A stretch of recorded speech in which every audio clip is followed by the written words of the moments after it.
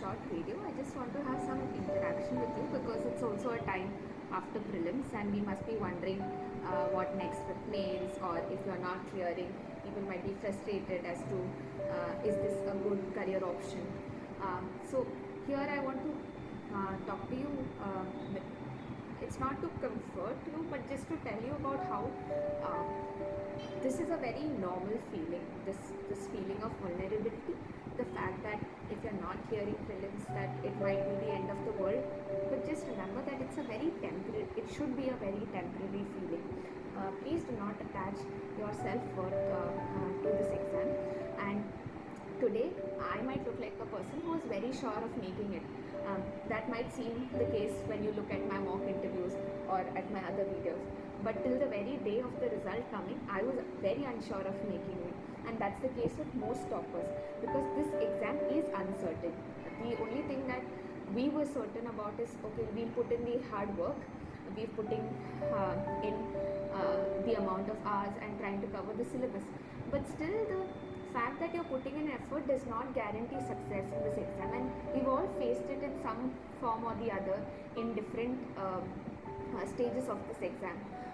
So that's one thing that I want to really stress upon, that the fact that you cleared or didn't clear has does not mean that you are any more or less of a person. Um, a lot of things have aligned together for some of us to gain what now seems as success, but it was not the case always. And it's not that in the first attempts we put in any less effort, or the fact that people who didn't make it this time have put in any less effort. So that is one thing that I wanted to stress about in this video to begin with. Now let's talk a little bit about just stress during preparation, right? So this exam is considered to be a very tough exam. I'm not going to dismiss it by saying nahi tough to nahi hai, bahut easy exam. It is an exam that demands your time and effort, and also which has a huge amount of unpredictability.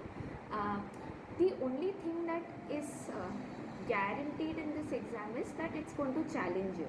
It's going to challenge you emotionally. It's going to challenge you even physically while you're writing 9 exams.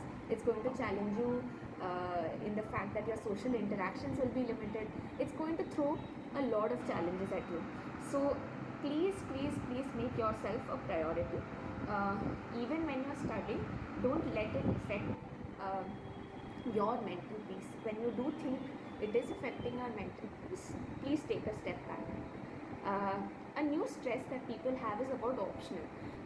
We are always worried, have we taken the wrong optional. I had public administration as my optional, both the attempts that I had. The first attempt I gave public administration as a person who did not really understand public administration. I'm still not confident enough to say that I understand public administration. I just scored 11 more marks than I did last year. But this year, I enjoyed public administration more. And I think PubAd as an optional is something that people fear a lot. But I think it is a big learning opportunity because I quite enjoyed reading PubAd, be it the thinkers or administrative behavior, organizational behavior, the concepts, and all of it is something that I enjoyed studying, and I used multiple resources this time, and it is something that I don't regret. The fact that it has not given me a 300 is something that I was first very bothered with. But that's the case with most optionals. The reason behind choosing an optional is not just that it's giving you a lot of marks. Obviously, the end objective is that you should maximize your score. But if you're getting marks in some subject which you have no interest in studying, that will not be a possibility. Also, public administration now has a lot of guidance on the internet. I have mentioned all the resources that are used on the internet, which is freely available, which we can utilize. And I think public administration, even though we see it only as an optional which will help you, which may or may not help you clear the exam in the optional subject, it also intersects a lot with your other GS papers. For example, GS4 is something that has if you've read second ARC properly, it will help you a lot in the GS4 part of it. And GS2, it also has a major component of governance, but that's also a place where I think we as public administration students feel a little overconfident and we underprepare governance. That is something that happened with me in the first attempt, but this time I had no such hubris. I was like, I will study governance as governance for GS2, and the fact that I have public administration should not be a part should not play a part in me getting less marks because I've not studied governance again for GS2. Even if I had to duplicate my efforts, I did it specifically for GS2 as well. So that way, the reason I'm making this video is, don't lose hope in an optional just because this year I didn't get that many marks or some other topper didn't get any marks or something like that. A lot of people who haven't cleared the exam also score well in public administration. It depends on the kind of guidance you've got and the kind of books that you've read, the kind of understanding you've developed. This year I scored better in paper 1 because I worked more on paper 1. So if you do put in that extra effort in public administration to understand the concepts, to do the extra effort in interlinking, the first time around I did not even understand what interlinking is. This time I was preparing with a friend and both of us sat down and realized that okay, this is not something that we can't possibly think of, and we did think of things. I was very impressed with myself. In hindsight, I shouldn't have been. That RBI's monetary policy is something that shows the situational nature which Foley talks about, like law of the situation, because as the inflation increases or decreases, it changes the monetary policy rate. So the situation becomes supreme. So similarly, I tried to look for more interrelations in a very fun way. Also, public administration is something that is doable. Like it is something that is doable in a shorter span of time. So that way, it has really helped me. Other than that, I know that this video seems very random, that I've just come and spoken about things like, hey, it's okay if you've not made it. But I don't know how to stress on this more, that I've seen a lot of people attach way too much importance to, not importance, way too much glorification to people who cleared this exam. But that's not the case. Like, till the day of the result, we are as unsure, because it is just a lot of things have to align for you to be victorious. I wouldn't, victory is a wrong word, no. You to be successful in this exam.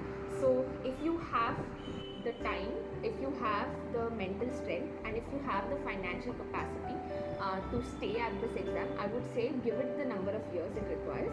When the things align together, you do get a lot of you get a platform to do a lot of good work in the future. As a public administration student, you know what development administration is, you know what the power and the responsibility of a district magistrate is.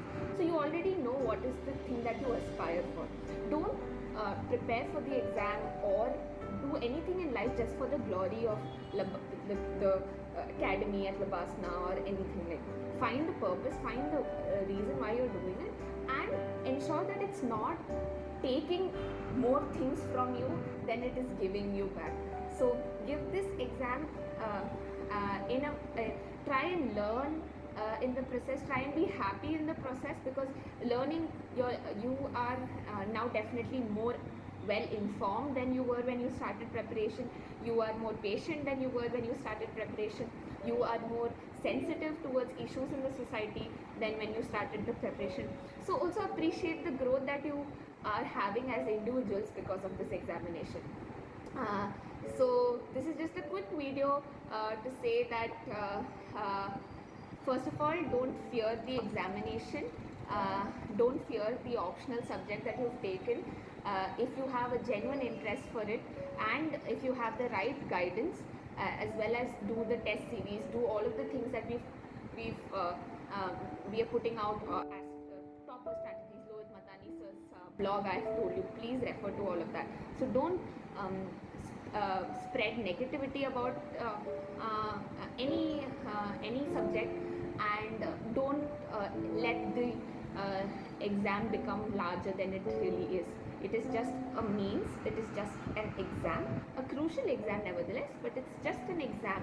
It's a means to reach an ultimate end, which is probably what you've thought of as a career path of public service. So make the exam about that. Don't make the exam larger than what it is.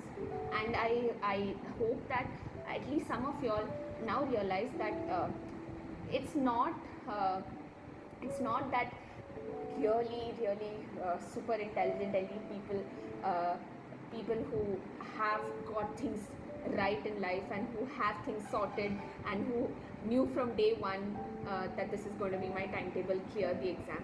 People who find it along the way, people who are failing and getting up and picking themselves up and re-strategizing, and who are learning with every failure, they also get to clear it. So don't just think that we all have a single path. You may have a different, slightly longer path, but trust the process. Trust the fact that if you are putting, uh, you are giving your best, and as long as you think that okay, there is nothing more I can give, you're sorted. So yeah. It's okay to feel vulnerable. It's okay to feel that you're a little lost in this preparation. It is a little foggy. UPSC is foggy, but just like you go in a foggy road, right? You might not see a kilometer from where you are, but just as you progress, the road ahead will clear. So yeah, thank you.